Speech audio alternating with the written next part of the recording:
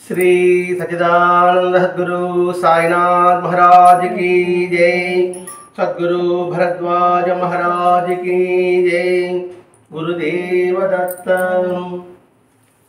सद्गुरु श्री साईनाथ యొక్క సాన్నిధ్యంలో ఆచార్య ఇక్కడ భరద్వాజ ఆచార్య యొక్క ఆశీస్సులతో ఈరోజు సాయినాథ ప్రబోధామృతంలోని అంశాలను వివరించుకోవడానికి ప్రయత్నం చేస్తున్నాం. మాస్టర్ గారి గ్రంథాన్ని ఇవ్వడంలోని, రచించడంలోని, అందించడంలోని అర్థము పరమార్థము మనం లోతుగా పరిశీలించుకుంటూ ఉండాలి. ఎందుకు లోతుగా పరిశీలించుకోవాలి అని అంటే, దేన్ని గుడ్డిగా ఆచరించుకుంటూ అది పొరపాటుని తెలిసినప్పటికీ ఇంకా అందులోంచి బయట రాలేక ఎదుటివారు అవి ఆచరించకపోతే వారిని ఆచరించమని చెప్పడం, అది ఎంతవరకు సబబు అని ఆలోచించే విధానమే ఈ ప్రబోధామృతం. ఎట్లంటే, ఒక ఆచారం నేను పాటిస్తున్నా, ఎందుకు పాటిస్తానో నాకు తెలియదు. వాళ్ళు చెప్పారు, ఎవరో చెప్పారు, నేను చేస్తున్నా. తెలుసుకొని చేయడం లేదు, నేను చేస్తున్నా. అదే పనిని మీరు చేయడం లేదు. మీరు చేయలేనప్పుడు మీరు చేయాలని నిర్బంధిస్తున్నా. అది మీకు అవకాశం ఉండొచ్చు, లేకపోవచ్చు, మీకు ఇష్టం ఉండొచ్చు, ఇష్టం లేకపోవచ్చు. తద్వారా ఎటువంటి ఫలితం వస్తుంది అని ఆలోచించలేకపోతున్నా. అంటే మూలం తెలుసుకోకుండా, అంటే ఎందుకు చేయాలి, చేస్తే ఎటువంటి ఫలితం వస్తుంది, చేయకపోతే ఏమని దానివల్ల ఫలితం వస్తుందా, అంటే దుష్ఫలితం వస్తుందా, ఉత్తమ ఫలితం వస్తుందా. అలా కాకుండా నేను చెప్పిందే వేదం, నేను చెప్పిందే మీరు కూడా చేయాలి అని చెప్పడం ధర్మ విరుద్ధం. రెండోది అహంకారానికి చిహ్నం. ఇవన్నీ కూడా ఆధ్యాత్మిక సాధనలో కాదు, లౌకికం కూడా ఇలా నిర్బంధించామనుకోండి, ఎదుటి వారికి నా మీద ఎటువంటి భావం ఉంటుంది. తప్పించుకు తిరుగుదామనుకుంటారా, అతనిది అధర్మాన్ని నేను పాటించడం అవుతాను, తద్వారా నాకు దుష్ఫలితం వస్తుంది. వీటిల్లో అహంకారం నాకు, మీకు, అంటే ఎన్న వాళ్ళకి ఎందరపై తలనొప్పి అని అనుకోవడం మీకు. అంటే ఇక్కడ పరస్పరం కూడా అవగాహన లేకపోవడం వల్ల మన జీవన విధానమే కొంచెం ఒడిదుడులకు నడుస్తుంది. అంటే ఆలోచన విధానం కూడా, జీవన విధానము, ఆలోచన విధానం, ఇది మనం జాగ్రత్తగా పరిశీలించమని మాస్టర్ గారి యొక్క కోరిక. అంటే ఏ మహాత్ముని మనం ఆచరించినామో, ఏ దేవుడిని ఆరాధిస్తున్నామో, వారు చెప్పిన ప్రతి మాట పట్ల కూడా చాలా జాగ్రత్తగా ఆలకించడం అలవర్చుకోగలగాలి, అవగాహన చేసుకోగలగాలి. ఎందుకనంటే ధర్మం ధర్మం ఎవరికి? మానవులుగా ఉన్న మనకి. ప్రకృతి అంతా ధర్మం పాటిస్తుంది. మనమే స్వతంత్రం వల్ల, ధర్మాల గురించి అవగాహన లేకపోవడం వల్ల అధర్మాన్ని ధర్మం అనుకోవడం మనం భావించుకుంటూ వస్తున్నాం. మరి ప్రకృతి సకల జీవులు వాటి ధర్మాన్ని పాటిస్తున్నప్పుడు మనం ఎందుకు పాటించకూడదు అనే ప్రశ్న వేసుకోవాలి. ఎందుకు ధర్మం మనం పాటించాలి, ఎందుకు ధర్మంగా ఉండాలి అనుకుంటే, ఆ ధర్మమే మనల్ని కాపాడుతుంది, ఆ ధర్మమే మనకు ఆనందంగా ఉంటుంది. మానవ యొక్క జీవితం దుఃఖం నుంచి విడిపడడం. మరి దుఃఖం నుంచి విడిపడాలంటే దానికి తగిన సూత్రాలు మనం పాటించవాలి. ఇవన్నీ వస్తుందండి ఈ ప్రబోధామృతంలో. క్షుణ్ణంగా బాబానే ఎందుకు నిర్దేశించి మాస్టర్ చెప్తున్నాడంటే, బాబాను ఆరాధిస్తున్నాం, బాబాను ఇష్టపడుతున్నాం, బాబాను పూజిస్తున్నాం, బాబాను నమస్కారం పెడుతున్నాం. మరి బాబా చెప్పినది ఎంత మేరకు మన జీవితంలో అన్వయించుకుంటున్నాం. పెద్ద పెద్దవి ఇక్కడ బాబా ఈ ప్రబోధం నేను చెప్పడం లేదండి, లీలా ప్రబోధం అన్నాడు. ఒక లీల ద్వారా బాబా మనకేం చెప్తున్నాడు దాన్ని గమనించాలి మనం. అది మనకు కాదు, నాకు కాదు, వాళ్ళకి, అది వాళ్ళకి అనే ముసుగులో ఉండడం వల్ల అసలైన తత్వాన్ని మనం గ్రహించలేకపోతున్నాం.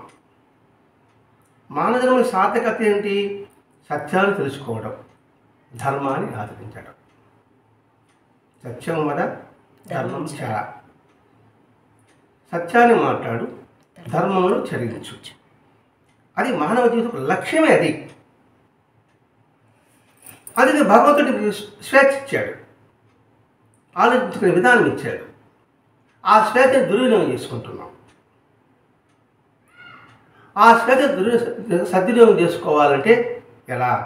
మరి ఈ కాలానికి సాయినాథుడి యొక్క తత్వం, సాయినాథుడి యొక్క సాంప్రదాయం మనకి అనుకూలంగా సానుకూలంగా ఉంది, ఉంటుంది, ఉంది, ఉంటుంది. ఉంటుందంటే ఎప్పటికీ. అది మనం గుర్తించగలిగితే మన జీవితం సరైన విధానంలో వెళ్తుంది. ఆ సరైన విధానంలో మనం గ్రహించవలసింది, మనం గ్రహించకాదు, మన పిల్లలకి నేర్పించవలసింది కూడా అదే. పిల్లలకే కాదు, మనం దాన్ని పాటిస్తే పిల్లలకు మనం చెప్పగలం. నేను పాటించుకునే పిల్లలకి ఏం చెప్పగలం ధర్మ విషయంలో? అది మొట్టమొదటి క్రమశిక్షణ, సత్యము, న్యాయము, మంచి చెడు, పరోపకారము, సద్భావమైన ఆలోచనలు, పరిశుభ్రమైన అలవాట్లు. గబాగా చెప్పేసినాం. ఏమంటే మళ్ళీ వెనక్కి వెళ్తాం, ఒకటి మర్చిపోతుంటుంటాం. అంటే ఇది జీవితానికి అత్యంత అవసరం. మొదటి క్రమశిక్షణ అన్నాడు, డిసిప్లిన్ అంటే చూడండి, ఎక్కడ క్రమశిక్షణ, ఎప్పుడు ఎక్కడ మాట్లాడాలి, ఎక్కడ ప్రవర్తించాలి, ఎలా చేసుకోవాలి.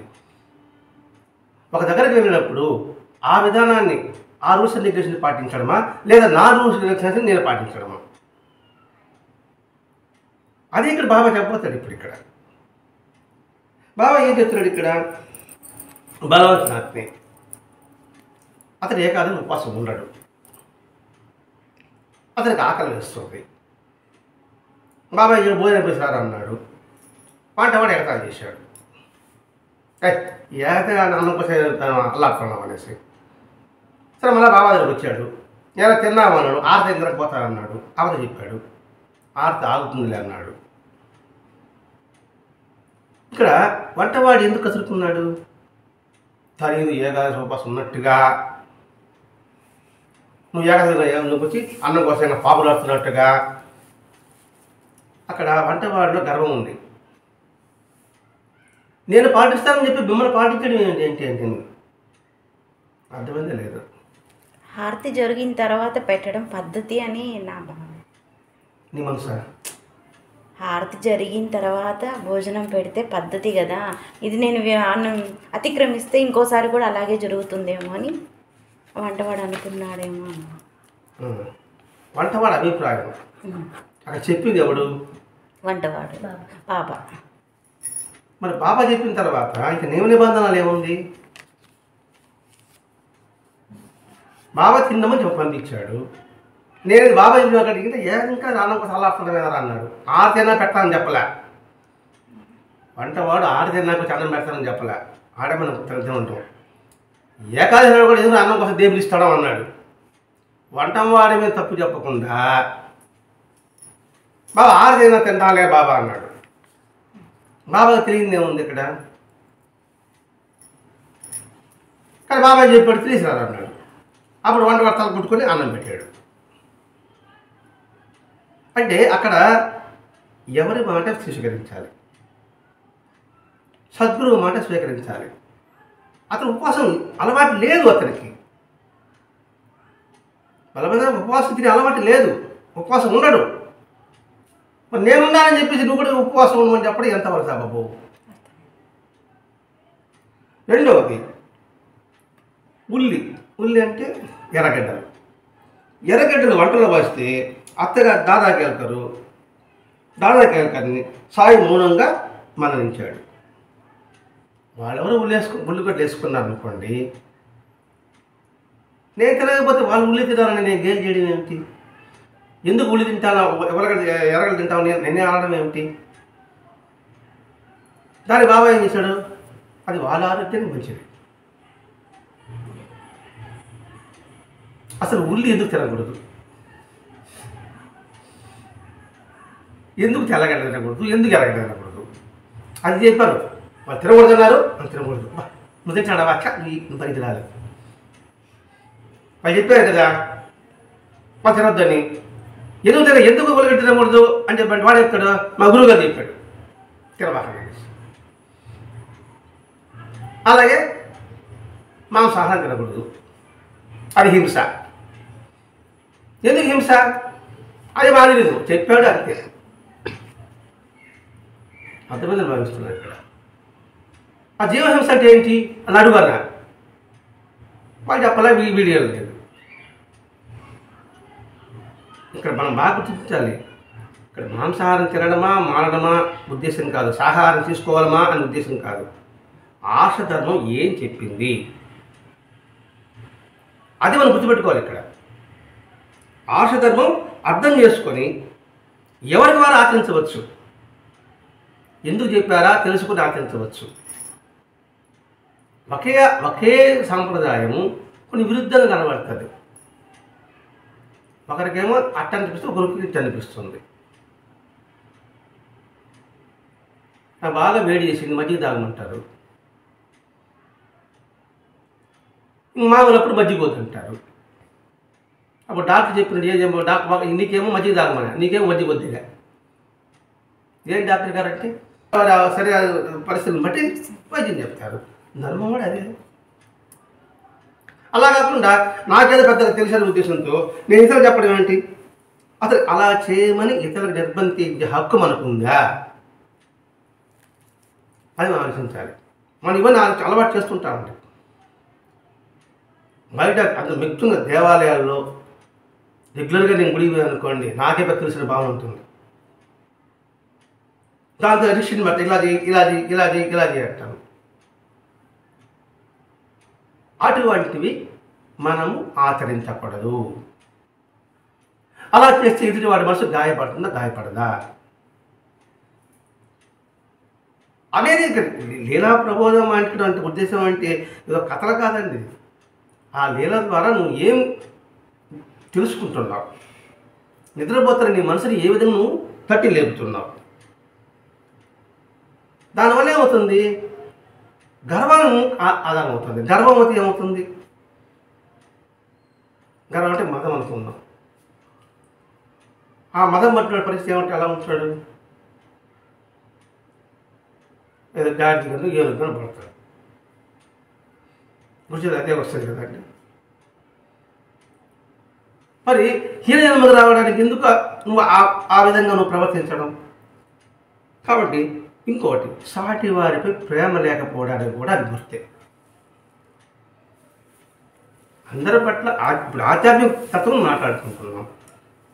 ఇంతకుముందు గత మన సత్సంగము ఈ పారాయణ అనుకుంటున్న తర్వాత అందరి పట్ల ప్రేమభావం కలిగి ఉండవాలి. అలా కాకుండా నేను ప్రత్యేకంగా ఇలా చేయని చెప్పేటప్పటికీ నీ పట్ల నాకు ప్రేమ ఎలా ఉంది? అందుకే ఎవరు తప్పు చేస్తే 10 మందిలో చెప్పకు అనే విషయాన్ని గుర్తించలేదు. అది ఇక్కడ బాబా చెప్పడం ఉద్దేశం ఉంది. అంటే మీరు ప్రేమ కూడా అంటే తాము ఆచరించే ధర్మం కూడా బుద్ధిగా నేను ఆచరిస్తున్నా, తెలుసుకుని ఆచరించడం లేదు. అర్థం కావాలంటే ఇప్పుడు జీవహింస చేయరాదు, మాంసాహారం తినకూడదు. ఎందుకంటే హింస అన్నారు అనుకోండి. హింస అంటే ఏంటి? బాధ పెట్టడం. అంటే ఏది బాధ పెట్టడం? ఒక కుక్క నక్క అవ్వేనా? మిగతాగా చెట్టుకు ప్రాణం లేదా? పువ్వుకి ప్రాణం లేదా? మరి దాన్ని పోస్తున్నాం కదా, అది హింస కదా? హింస అవునా కాదా? జీవహింస చేయరాదు అంటున్నాం. మరి అవి చేసి ఉంటే అవి హింస అవునా కాదా? చెప్పండి మేడం. ఎలా అవుతుంది? ఆ? పువ్వు కోస్తేనే కదా భగవంతుడి పాదాలకి దగ్గరికి చేరుతుంది. నిన్ను గిలుకున్నా పెట్టకూడదా? నిగిలితే ఎలా ఉంటుంది? ఇప్పుడు పూలు కొయ్యడమా కొయ్యడం వద్ద ఉద్దేశం కాదు ఇక్కడ. మన హింస గురించే మాట్లాడుకుంటున్నాం. మన ట్రాక్ తప్పకూడదు. హింస గురించి మనం మాట్లాడుకుంటున్నాం. నేను జీవహింస నేను మాంసాహారం నేను తినను. నేను చెప్తున్నా మాంసాహారం పాపము అని నేను చెప్తున్నా. అప్పుడు మీరు అడగ హింస అంటే ఏంటి మీరు అడగాల. హింస అంటే ఏంటి? ఇతర కొట్టడానికి దిగడమేనా? మరి చెట్లకు ప్రాణం లేదా? మరి దాన్ని కోస్తున్నాం కదా, మన హింస అవునా కాదా? మనం నడుస్తున్నాం, మన కింద ఎన్ని సూచనలు పడిపోతున్నాయి, అది హింస అవునా కాదా? మనం వంట చేస్తున్నాం, ఎన్ని ప్రాణం చచ్చిపోతుందో, మనం మాట్లాడుతాం ఎన్ని పురుగులు చచ్చిపోతుందో, హింస అవునా కాదా? మరి దానికి ఏం చెప్పాలి? దానికి ఏం చెప్పాలి? అది చెప్పకుండా మాంసం తినకూడదు, ఇది తినకూడదు అంటే ఏంటి? అవి ఉద్రేకం కలిగి ఉంటాయి. అటువంటి భావాలు మనకు వస్తాయి, వైబ్రేషన్స్. ఇప్పుడు మేకల గురించి తిన్నాం అనుకోండి, మూర్ఖత్వం.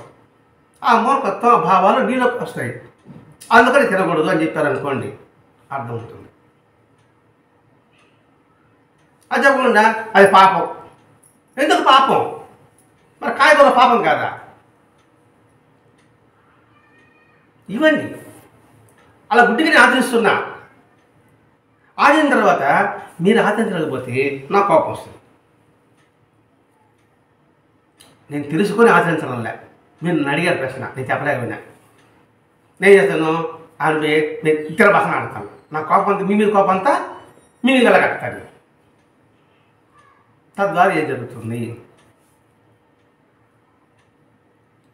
అందుకండి మౌనం తెలుసుకోకుండా ఇది సైకాలు కూడా అదే. మీ మీద కోపం ఆమె చూపిస్తాను చూడండి, అర్థమవుతుంది. సైకాలజీ అట్లా ఉంటుంది అన్నమాట. ఈ సైకాలజీ మనసు తను బాబా తప్పిస్తున్నాడు. ఆ ఇంటికి పొట్ట మీద పెట్టింది, జోక్యం చేసుకున్నాడు. అప్పుడు బాబా ఏం చేశాడు? నీకు ఎదురు నీ పొర అన్నాడు. ఇక్కడ బాబా చెప్పేది ఇటు సైన్సు అన్నీ కలిసి ఉంటుందండి. సైకాలజీ అన్నీ కలిసి ఉంటుంది, సైకాలజీ స్పిరిచువల్ అన్నీ కలిసి ఉంటాయి. అది మనం గుర్తించలేకపోతున్నాం. అదే చెప్తాడు, నేను పాటించబడేప్పటికీ దాని అర్థం నాకు తెలియపోయినా మీరు పాటించలేదు కాబట్టి ఉక్రోషం అన్నమాట. ఆ ఉక్రోషం మీ మీద వెళ్ళగట్టుకుంటారు. మీరు తినకూడదు, మీరు పాపాత్మలు అని చెప్పడం ఉద్దేశంతో. ఇంతకు ఆ ధర్మాలను అర్థం చేసుకోకుండా మూఢంగా ఆచరిస్తున్నారని సాయి తమ ఆజ్ఞంగా తెలుపుతున్నాడు. ఇప్పుడు ఏకాదశి ఉపవాసం అంటారండి. ఏకాదశి ఉపవాసం అంటే అర్థం ఏంటి? ఏకాదశి అంటే 11, 5 జ్ఞానేంద్రియాలు, 5 కర్మేంద్రియాలు, ఒక మనస్సు. దాన్ని నిరోధించు. ఆ రోజంతా కూడా ఆ భావంతో ఉండు. అది వ్రతం. అది లేకుండా నువ్వు పైకి ఇది నాకదా భోజనం చేయమని చెప్పడం, అది మూఢాచారం అవుతుంది, తెలిసి తెలియకుండా చేయడం అవుతుంది. అందుకని బాబా ఏం చేయడు? బలవంతాంతకి ఏకాదశి కూడా భోజనం చేయమని చెప్పాడు.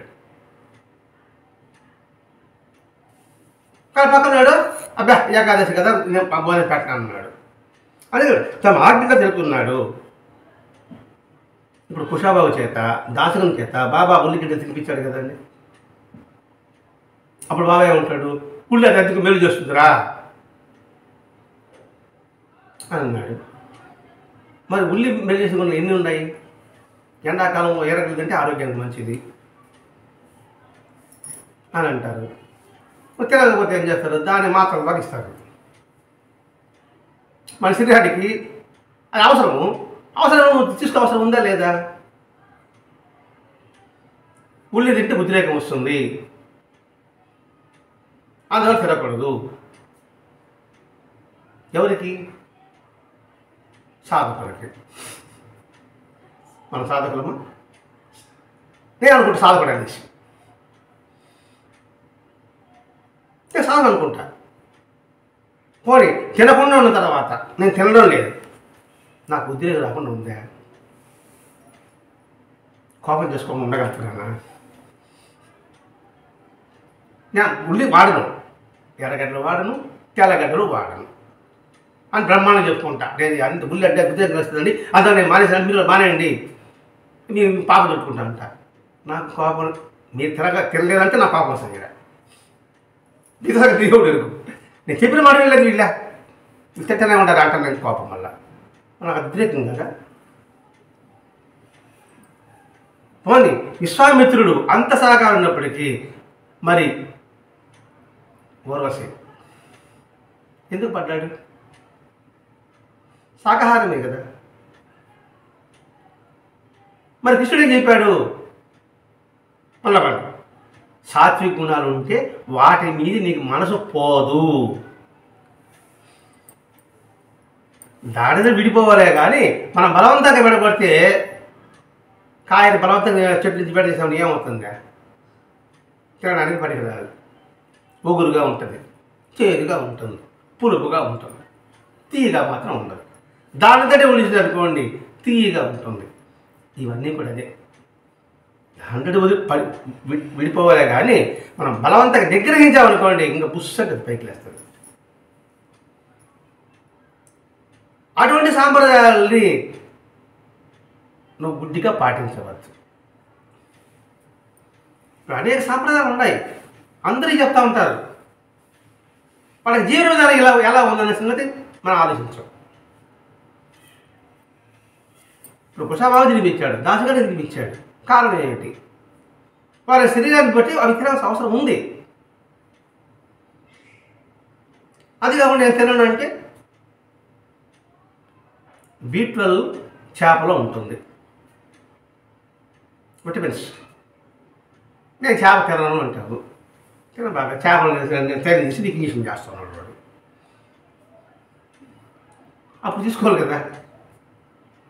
అంటే ఇక్కడ తినడమా మానడమా ఉద్దేశం కాదండి. ఇక్కడ ఆర్షధర్మ సరిగ్గా అర్థం చేసుకొని గుడ్డిగా ఆచరించి నువ్వు ఇతరు నిర్బంధించవద్దు. అది ఇప్పుడు పాయింట్. ఇక్కడ ఇతరు నిర్బంధించవద్దు. నీకు ఇష్టం నువ్వు పాటిస్తున్నావు, నీ శరీరానికి సహకరిస్తుంది, ఇంకొక శరీరం సహకరించదు, అప్పుడు వాడేం చేయాలి? వాడు పాటించలేదని చెప్పడానికి నీవెవరు? నీకేం హక్కు ఉంది? అంటే ఇలా ఆలోచించుడు. ఎప్పుడు కృష్ణుడు చెప్పున్నాడండి, అన్నీ చదవగానే అసలు మూలం చెప్పేది మాత్రం మనం పట్టించుకోము. అందుకే ఈ ఆధ్యాత్మిక విధిలో నాకు అనుకూలమైందే తీసుకుంటా, నాకు ప్రతికూలమైంది ఇది మన గాలించి పక్కన పెట్టేస్తా. ఎవరికి వాడు అది చేస్తున్నాడు బాగా అలసి మనకు అర్థమవుతుంది.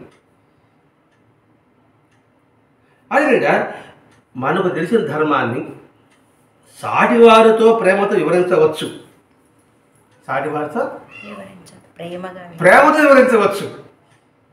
చెప్పేది కూడా ద్వేషంతో నాకు తెలిసాను కాదు,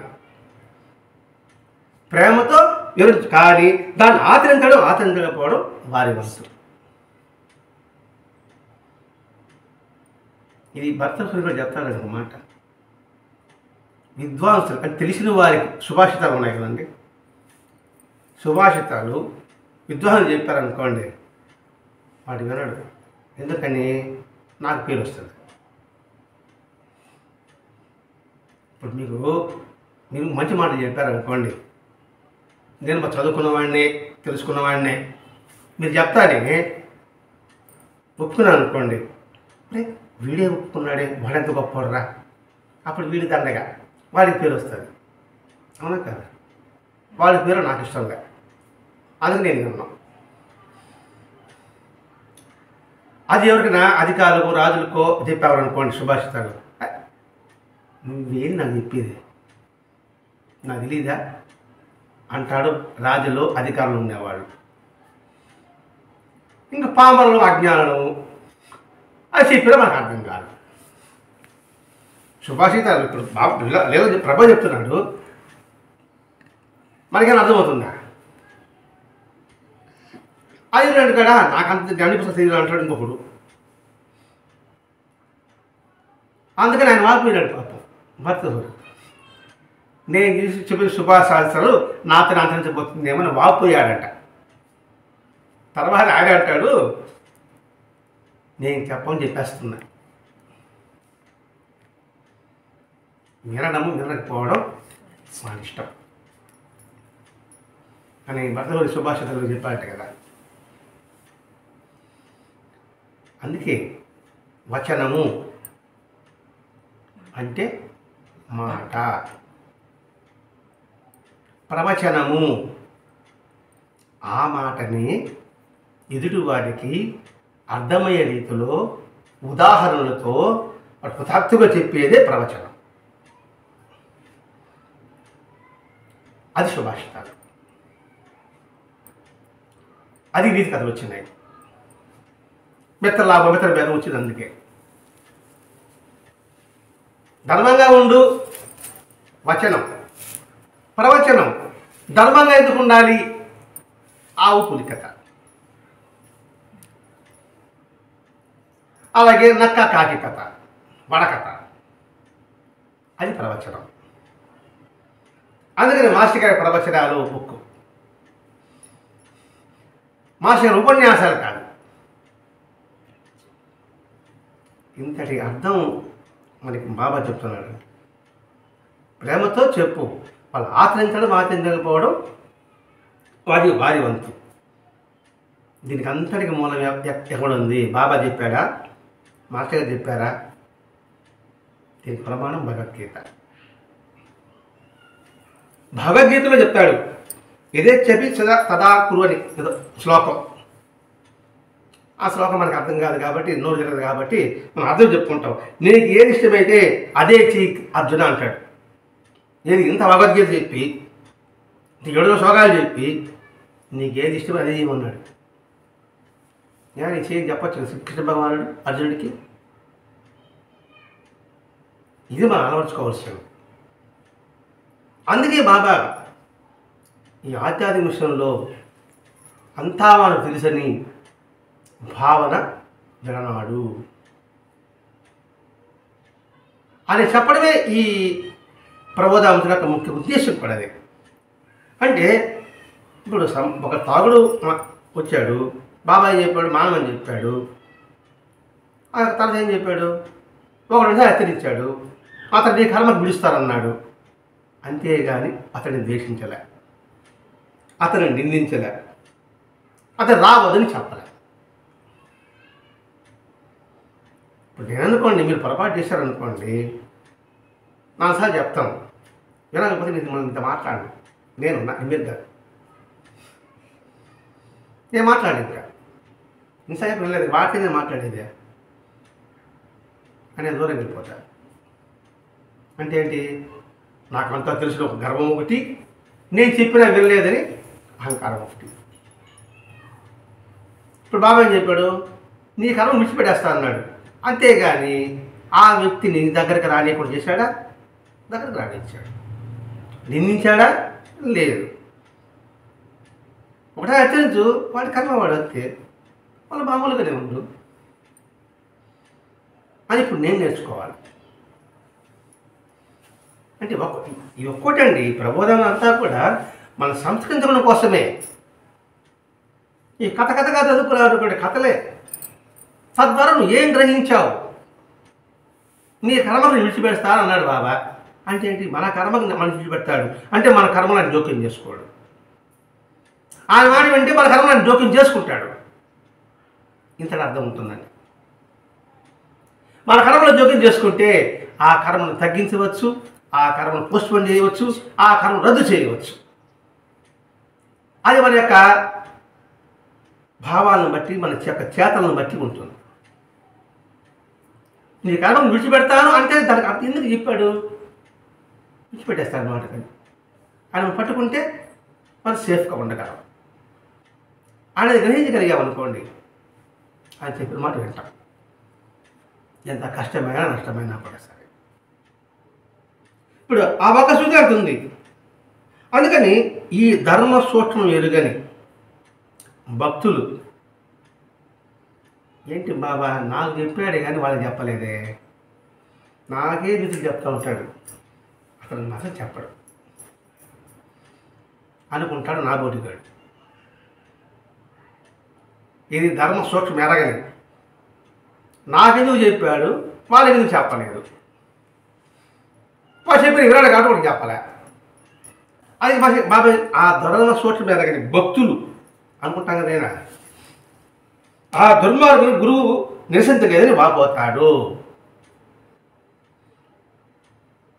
అంటే ఏంటి, మేమేది నీతిమంతులమని వాడు చెడు చేస్తాడా కూడా అతనికి ఏమి వాళ్ళు మాట్లాడలేదనేసి గురువు మీద కోపం నాకు. ఇదే శంకరాచార్య విషయంలో చెప్తానండి. పద్మపాదుడు ఎంత భక్తుడు, నీళ్ళలో నడిచినారంటే పెట్టుకు చూసినాడు. అటువంటి భక్తుడికి ఆయన పాఠం చెప్తా ఉంటే ఒకడున్నాడు, మూఢుడు ఒకడు, తోటకాచార్య పేరు వాడు వచ్చిన పాఠం చెప్తానంటాడు. వాడికి ఎందుకు గురువు గారు, వాడికి వినడు, ఏం చేయడు అంటాడు ఈ పద్మపాదుడు.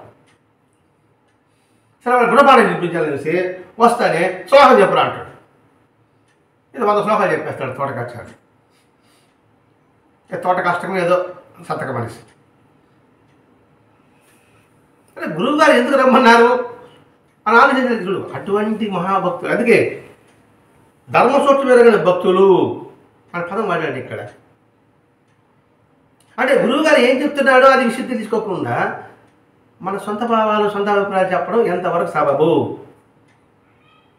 అనేది ఇది సారాంశం అండి. అదే చెప్తున్నాడు, మనం ప్రీతికరమైన సాటి వారికి ప్రేమతో వివరించు, అంతేగాని దాన్ని ఆచరించడం ఖచ్చితంగా బలవంతం మాత్రం పెట్టద్దు. ఎందుకంటే కృష్ణుడు చెప్పాడు కాబట్టి. అందుకే సాయినాథుడు మన వేదంలో చెప్పిన దానికి విరుద్ధంగా ఒక్క వాక్యం కూడా బాబా ఎక్కడా పలకలేదు. ఆ వేద చెప్పిన జీవన విధానాన్నే సాయినాథుడు పాటించాడు, ఆచరించి చూపించాడు. అది మనం గ్రహించాలి. ఏదో భగవద్గీత శ్లోకాలు కంఠసం పెట్టేసి ఆ క్లాసు నిర్వహణ చేసి బ్రహ్మాండంగా ఉందిరా అని తలూపిస్తే వస్తే ఏం ఉపయోగం ఉంటుందండి? అందులో ఈ ఒక్క భావం మధ్య పెట్టుకుని మనకు చాలు. అట్లాగే ప్రతి ఒక్కటి తెలుసుకుని చెయ్యి అని భగవద్గీత కృష్ణుడు చెప్పుకున్నాడు.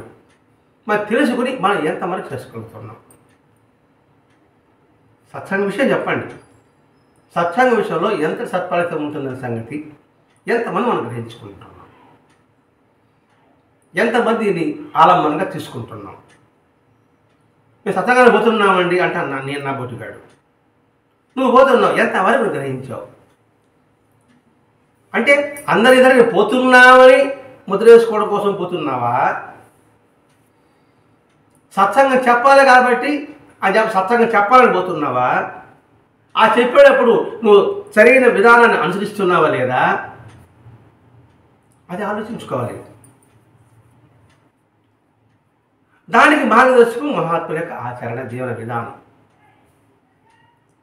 అలా చేసినప్పుడు ఈ సదాచార ధర్మాలన్నా ఆశ ధర్మాలన్నా వాళ్ళ భావాన్ని సరిగ్గా అర్థం చేసుకొని దాని ప్రకారం నడుచుకోమని అరుణ మహర్షి గారు సాయితత్వంలో నుంచి మనకి దీన్ని తెలియజేశాడు. ఆ ఒక్కటే నువ్వేం క్షుణ్ణంగా చెయ్యి అని బాబా చెప్పినట్టుగానే ఎవరి ఇష్ట ప్రకారంగా వాళ్ళు చేయలేవు. చెప్పడం వరకే నీ వంతు, చేయమని నిర్బంధించడం నీకు హక్కు లేదు అనేది మనం గ్రహించగలిగితే మనం ఈ ఆధ్యాత్మికతలో ఎవరిని నిర్బంధించము. మా సామ రమ్మని పిలవము, పొమ్మని తరవము. మాది గొప్పది అనే భావన ఉండదు అర్థం చేసుకుంటే అని చెప్పడమే దీని యొక్క ఉద్దేశం. స్వస్తి.